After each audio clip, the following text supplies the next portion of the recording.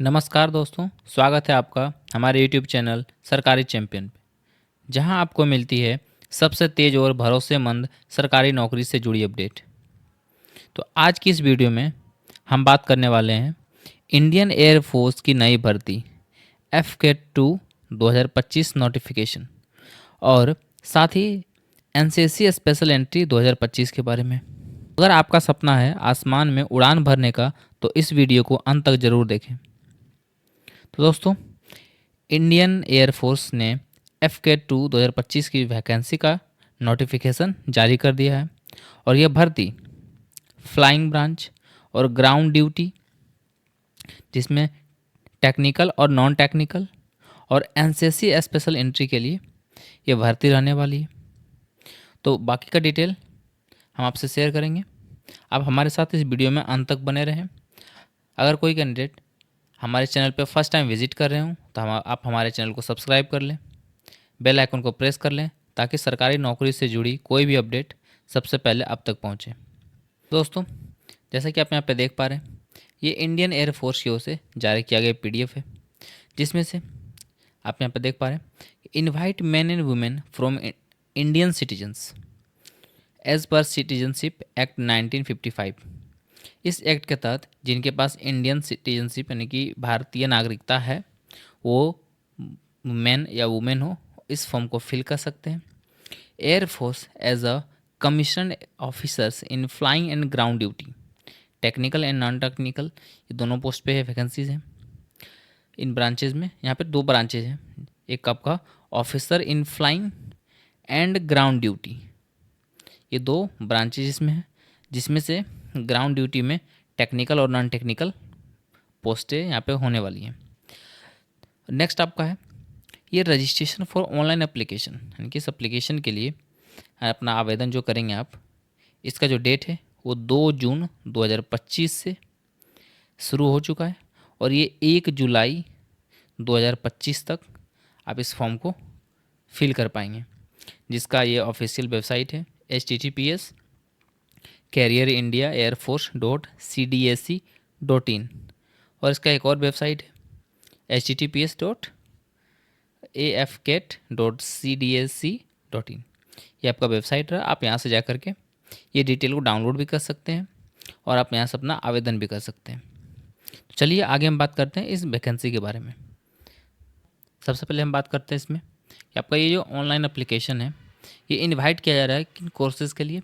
तो courses commencing इन जुलाई 2026, ये आई है एप्लीकेशन आपका शॉर्ट सर्विस कमीशन SSC की ओर से इन flying branch and ground duty, जिसमें से technical and non technical branches. ये online application are also invited for NCC special entry, और ये NCC स्पेशल एंट्री स्कीम के लिए भी है। ये फॉर फ्लाइंग ब्रांच, ये सिर्फ फ्लाइंग ब्रांच में NCC स्पेशल एंट्री ये रहने वाली है। चलिए आगे हम बात करते हैं इसमें कौन कौन से पोस्ट हैं। तो FCAT एंट्री में सबसे पहला इसमें जो आपका ब्रांच रहने वाला है फ्लाइंग, और इसमें ग्राउंड ड्यूटी, जिसमें टेक्निकल और ग्राउंड ड्यूटी नॉन टेक्निकल, ये दोनों रहने वाली है। जिसमें जो वैकेंसीज़ हैं, इसमें फ्लाइंग में मेन के लिए 1 और इसमें वुमेन के लिए 2 हैं। तो यहाँ पे आप ग्राउंड ड्यूटी में आपका AE में 85 और AEM में आपका 38 और वुमेंस के लिए 23 और इसमें 10 आपका रहने वाला है। और फिर ग्राउंड ड्यूटी में इसमें वेपन सिस्टम, जिसमें से WS ब्रांच रहने वाला है ये वेपन सिस्टम का, जिसमें आपका 90 वैकेंसीज़ हैं। और ADM में 46, LGS के लिए 11, अकाउंट्स के लिए 9 और ADN के लिए 7 और MET के लिए 6। और इसी तरह से ये वुमेंस के लिए ये सीट वैकेंट है। और नेक्स्ट आपका है NCC स्पेशल एंट्री, जिसमें वो स्पेशल सिर्फ फ्लाइंग ब्रांच के लिए है। और यहाँ पे 10% seat out of CDSC vacancy for the PC and 10% seat out of FCAT vacancies for SSC। तो ये जो भी वैकेंसी निकाली जाएगी उसका ये 10% इन NCC स्पेशल एंट्री के लिए रिजर्व होने वाली है। जैसे कि आप यहाँ पे देख पा रहे हैं कि 10% seat out of CDSC vacancy for PC and 10% seat out of AFCAT vacancy for SSC. तो चलिए आगे हम बात करते हैं। तो जैसा कि आप यहाँ पे देख पा रहे हैं, type of commission SSC for men and women. जैसे कि इसमें लिखा हुआ है आपका कि the engagement period of flying branch SSC offer in 14 years from the date of commissioning. यानी कि फ्लाइंग ब्रांच आपका जो ये एसएससी अधिकारियों के लिए नियुक्ति की जो अवधि है ना, वो कमीशन की तिथि से 14 वर्ष है। दूसरा आपका इसमें है कि ग्राउंड ड्यूटी टेक्निकल और नॉन टेक्निकल शाखाओं में एसएससी प्राधिकारियों के लिए प्रारंभिक कार्यकाल 10 वर्ष की अवधि के लिए होगा, 10 ईयर्स। और सेवा आवश्यकताओं या रिक्तियों की जो उपलब्धता है वो इच्छा, उपयुक्तता और योग्यता के अधीन 4 साल का विस्तार दिया जा सकता है। नेक्स्ट आपका यहाँ पे थर्ड कि अस्थायी कमीशन पीसी बाद की तारीख में देने पर सेवा आवश्यकताओं या रिक्तियों की जो उपलब्धता है, इच्छा, उपयुक्तता और योग्यता और इस विषय पर प्रचलित नीतियों के अधीन विचार किया जाएगा। नेक्स्ट आपका ये फोर्थ है, SSC officers are not entitle for grant of pension. यानी कि एसएससी जो अधिकारी जो भी होंगे वो पेंशन के अनुदान के लिए हकदार नहीं माने जाएंगे। नेक्स्ट आपका है यहाँ से एज, यहाँ पे दोनों ब्रांच में, फ्लाइंग ब्रांच में और ग्राउंड ड्यूटी में आपका एज यहाँ पे क्या रहने वाला है। जैसा कि आप यहाँ पे देख पा रहे हैं कि 2 जुलाई 2002 से 1 जुलाई 2006 के बीच दोनों तिथियाँ यहाँ पे सम्मिलित डीजीसीए भारत द्वारा जारी वैध और वर्तमान वाणिज्य पायलट लाइसेंस रखने वाले उम्मीदवार के लिए और ऊपरी आयु सीमा 26 वर्ष तथा शिथिलनीय है, अर्थात 2 जुलाई 2000 से 1 जुलाई 2006 के बीच पैदा हुए दोनों तिथियां यहाँ पे सम्मिलित हैं। और बी ग्राउंड ड्यूटी, इनकी बी आपका ये जो है इसमें जिसमें ग्राउंड ड्यूटी है, इसमें तकनीकी और गैर तकनीकी, टेक्निकल और नॉन टेक्निकल जो ये ब्रांचेज आपकी रहने वाली, इसमें 1 जुलाई 2026 तक 20 से 26 वर्ष अर्थात 2 जुलाई 2000 से 1 जुलाई 2006 के बीच पैदा हुए दोनों तिथियां यहाँ पे इसमें आपका सम्मिलित किया गया है। नेक्स्ट आपका है ये नोटिफिकेशन, जिसमें डिटेल नोटिफिकेशन अगर आप इसको रीड करना है एज ए पीडीएफ के तौर पे तो आप इस वेबसाइट पे जाकर के पीडीएफ को रीड कर सकते हैं। ये वेबसाइट यहाँ पे मेंशन किया गया है। नेक्स्ट आपका है physical medical standards, educational qualification and selection procedure आपका क्या रहने वाला है। तो detail on physical medical standard, educational qualification and selection procedures are available in detail notification on the website. तो ये सारा जो डिटेल आप इस वेबसाइट पे ऐसे अवेलेबल है, वहाँ से जाकर के इसको आप देख सकते हैं। आपका मेडिकल स्टैंडर्ड क्या होने वाला है, एजुकेशनल क्वालिफिकेशन एंड इसका सिलेक्शन प्रोसीजर्स। तो ये प्रोसेस आप यहाँ पे इसके ऑफिशियल वेबसाइट पे पब्लिश है, तो आप वहाँ से देख सकते हैं। तो चलिए आपको हम ले चलते हैं इसके इस ऑफिशियल वेबसाइट पे। तो जैसा कि आप यहाँ पे देख पा रहे हैं, ये आपका ये लिंक है, इसको आप प्रेस करेंगे अपने ब्राउज़र में तो आपके पास ये ऑफिशियल वेबसाइट ओपन हो जाएगी। उसके बाद यहाँ पे आप सिलेक्शन में आने के बाद यहाँ से ये फिजिकल एंड मेडिकल स्टैंडर्ड, इस पर आप सिंपली क्लिक करेंगे। क्लिक करने के बाद आपके पास ये जनरल इंस्ट्रक्शन आ जाता है। आप यहाँ से आपका फिजिकल स्टैंडर्ड क्या रहने वाला है आप यहाँ से देख सकते हैं। जैसा कि यहाँ पे देख रहे हैं जनरल फिजिकल असेसमेंट और आपका मेज़रमेंट एंड फिजिकल, आपका यहाँ पे मेज़रमेंट क्या रहने वाला है। तो sitting height 81.5 centimetre, leg length 99 cm, thigh length ये मिनिमम इसमें नहीं है, मैक्सिमम 64 cm, ये लेग लेंथ आपका 120 cm। ये सर आपका ये फिजिकल स्टैंडर्ड है। आपका body weight permanent, the acceptable weight range for the candidate is given at appendix A. तो चलिए इसमें आप यहाँ पे देख पा रहे हैं आपका जो बॉडी वेट है वो डिपेंड करेगा आपके साइज़ के अकॉर्डिंग आपका यहाँ पे बॉडी वेट रहना चाहिए। यानी कि जैसे आप यहाँ देख पा रहे हैं आपका जो हाइट है अगर 152 है तो आपका जो वेट है मिनिमम 40 kg और मैक्सिमम 53 kg होना चाहिए। पर आपका जो एज है ना, लास्ट बर्थडे बिलो 20 ईयर्स। और ये और नेक्स्ट आपका यहाँ पे age at last birthday 20 to 25 years. तो ये आपका ये मिनिमम यहाँ पे एक्सेप्टेबल होगा। और एक यहाँ पे age at last birthday above 25 years, तो आपका जो वेट है ये 58 kg तक आपका एक्सेप्टेबल रहने वाला है।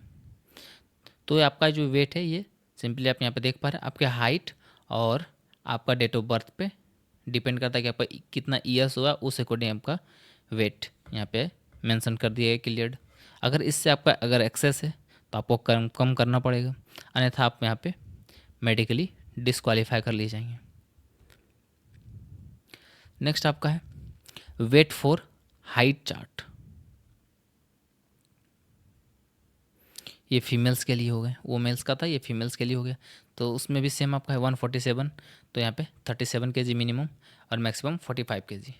अगर ये 20 ईयर्स बिलो है, तो अगर 20 to 25 है तो 48 यहाँ पे एक्सेप्टेबल होगा, और 25 से भी अबव है तो 51।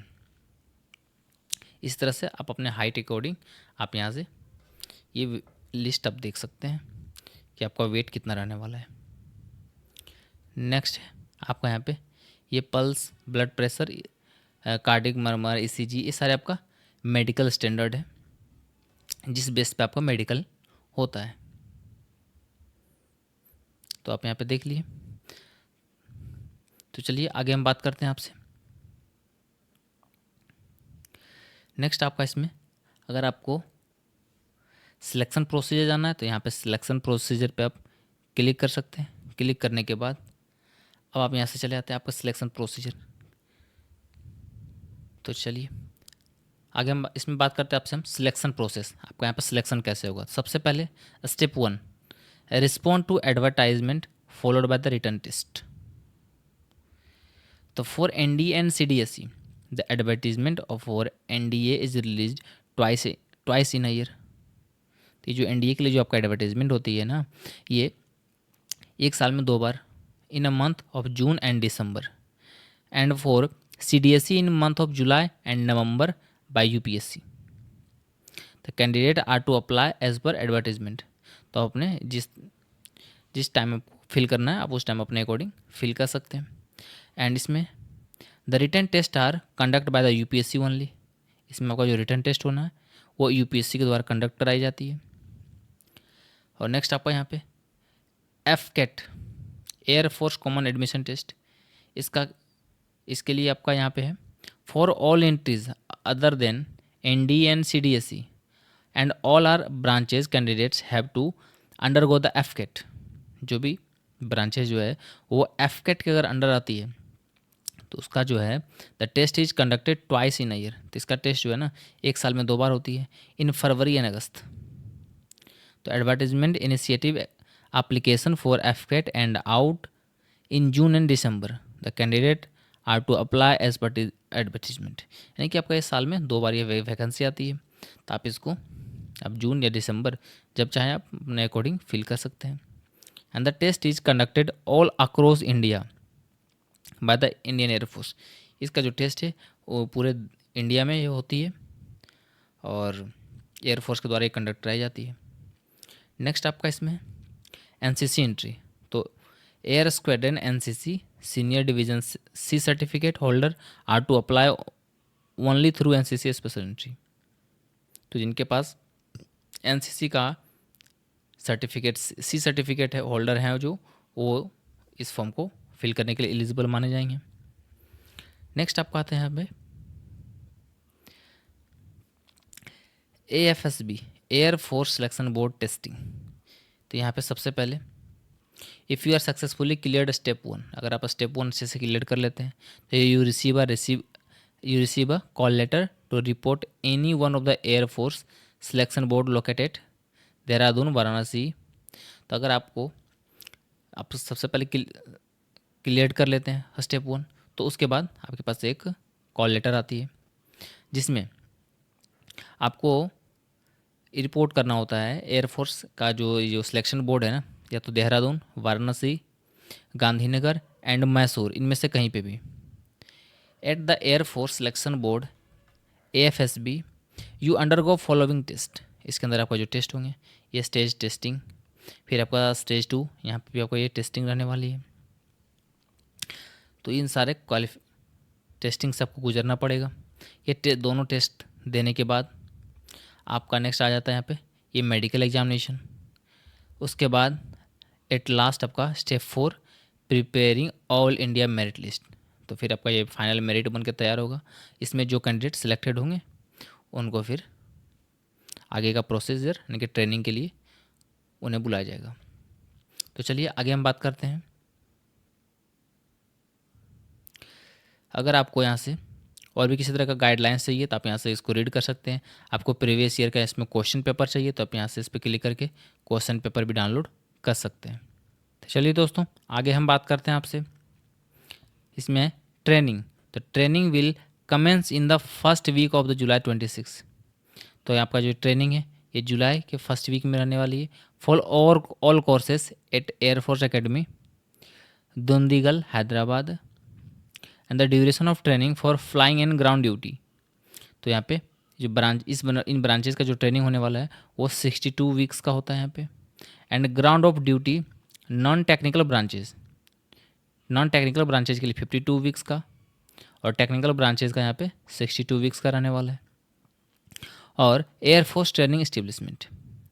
एंड नेक्स्ट आपका यहाँ पे है कि pan card and account in SBI nationalise bank is mandatory at the time of joining air force academy. आपको अगर आप जब इसमें ज्वाइन कर रहे होंगे तो आपके लिए यहाँ पे 2 चीज़ें मैंडेटरी होगी, एक पैन कार्ड, दूसरा आपके पास अकाउंट इन SBI या तो फिर किसी नेशनलाइज बैंक में आपका अकाउंट होना चाहिए।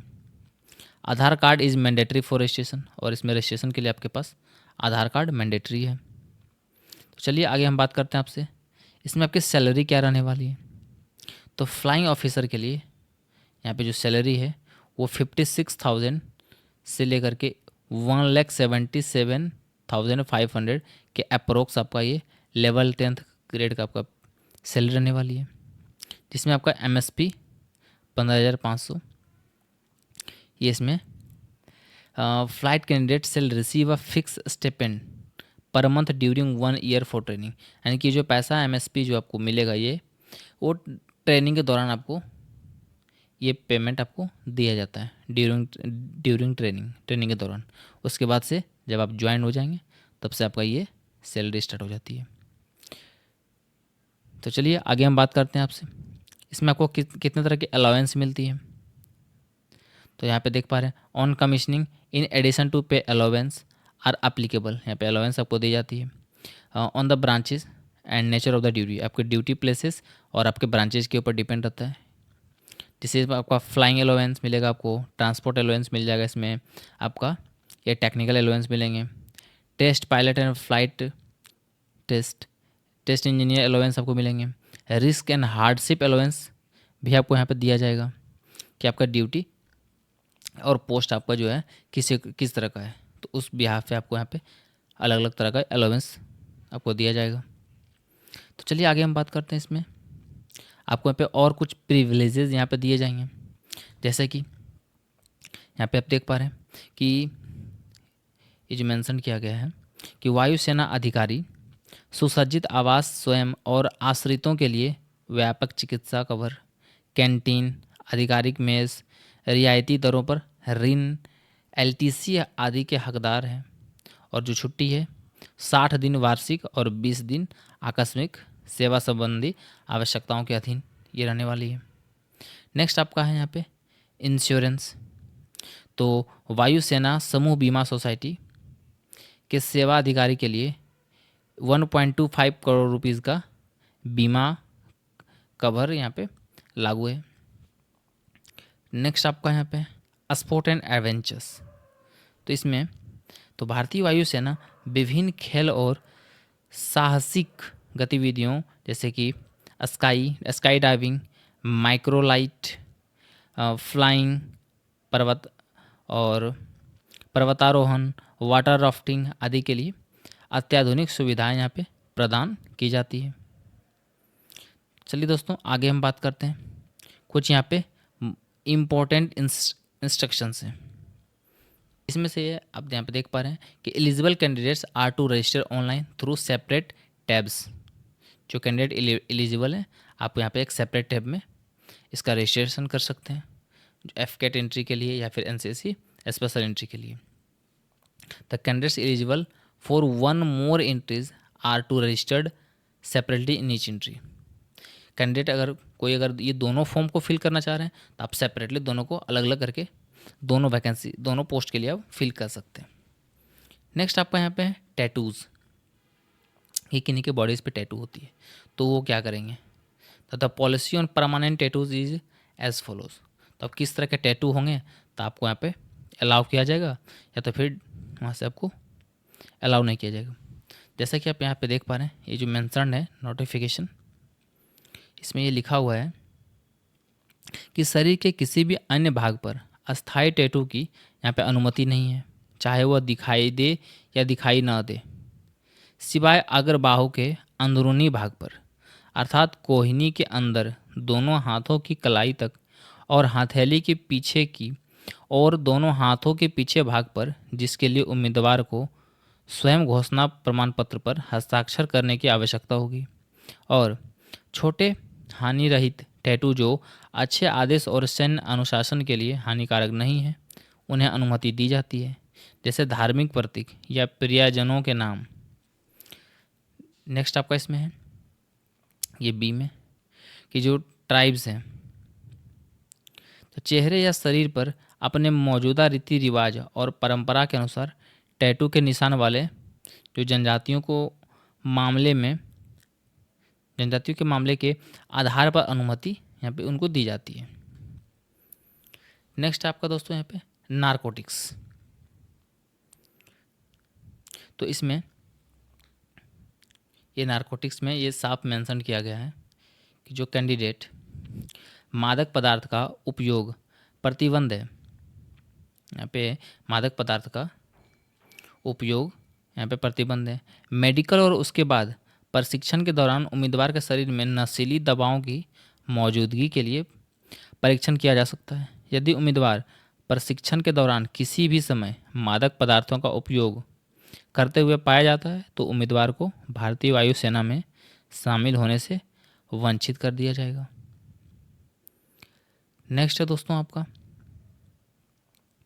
यहाँ पे इस फॉर्म को आप जब फिल कर रहे हो तो आपको यहाँ पे कितना फ़ी पे करना होगा, उसके लिए आपको 550 रुपीज़ प्लस GST, जो कि ये रिफंडेबल है। और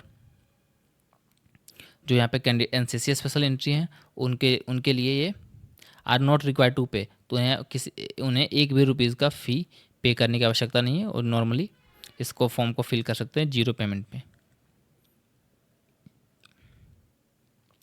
चलिए आगे हम बात करते हैं मैरिटल स्टेटस। तो इसमें जो कैंडिडेट होंगे वो पाठ्यक्रम के शुरू होने के समय यानी कि आपको जो ट्रेनिंग स्टार्ट होगा तो उस समय अभ्यर्थी अविवाहित होने चाहिए तथा प्रशिक्षण के दौरान विवाह की अनुमति नहीं दी जाती है। ट्रेनिंग दौरान में आपको वहाँ पे विवाह करने की अनुमति नहीं दी जाती है। जो अभ्यर्थी प्रशिक्षण अवधि के दौरान विवाह करता है तो उन्हें बर्खास्त कर दिया जाएगा तथा सरकार द्वारा उस पर किए गए सभी व्यय को वापस करने के लिए उत्तरदायी होगा। इसलिए दोस्तों इन बातों का ध्यान रखेंगे। यानी कि जॉब लगा तुरंत शादी, सबसे पहले आप अपना ट्रेनिंग कंप्लीट करेंगे। ट्रेनिंग कंप्लीट होने के बाद ही जब आप पूर्ण रूप से ज्वाइन हो जाएंगे देन आप शादी अपना कर सकते हैं। तो चलिए आगे हम बात करते हैं। आप इस फॉर्म को फिल करने के लिए आपको यहाँ पर रिक्वायर्ड होगी maintain unique registered email ID and mobile number, दोनों आपके एक्टिव होने चाहिए through out in selection process, इस सिलेक्शन प्रोसेस के दौरान, ताकि किसी भी तरह का कोई भी अपडेट होगा तो आपके मोबाइल नंबर और ईमेल पे ही भेजा जाता है।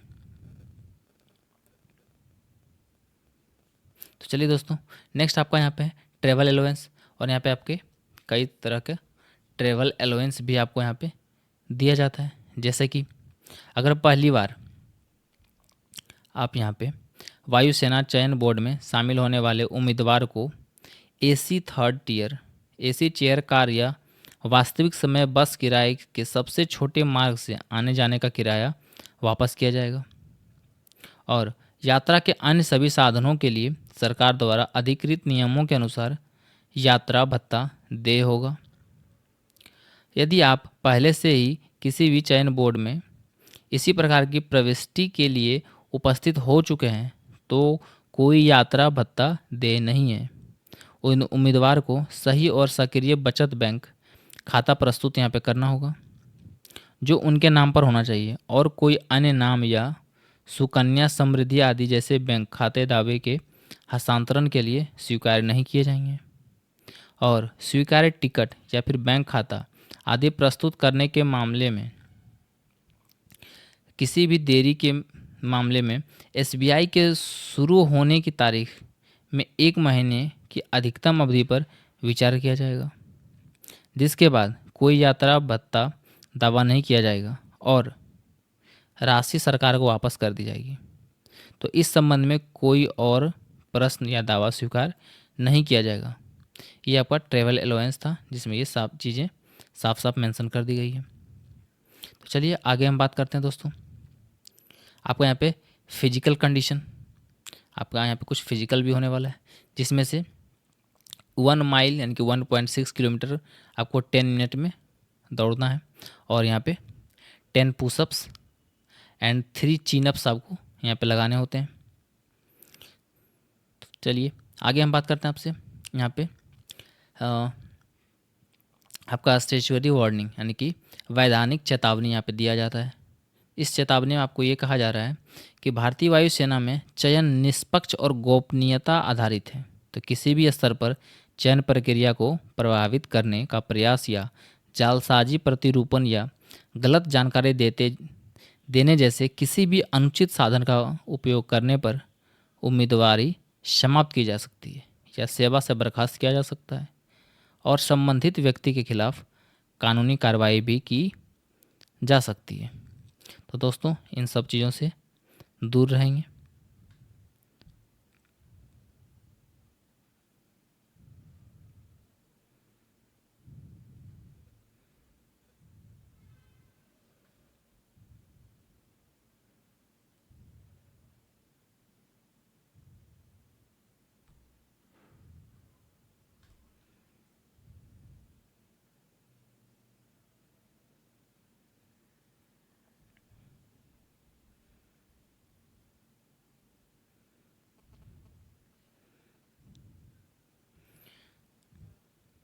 तो दोस्तों ये थी पूरी जानकारी FK2 2025 नोटिफिकेशन और NCC स्पेशल एंट्री 2025 के बारे में।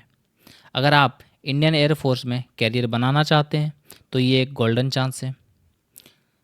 वीडियो को लाइक करें, शेयर करें अपने दोस्तों के साथ, और चैनल को सब्सक्राइब करना बिल्कुल ना भूलें ताकि आपको मिलती रहे ऐसे ही लेटेस्ट अपडेट सबसे पहले। तो दोस्तों मिलते हैं हम अगले वीडियो में, तब तक के लिए ऑल द बेस्ट, धन्यवाद, जय हिंद।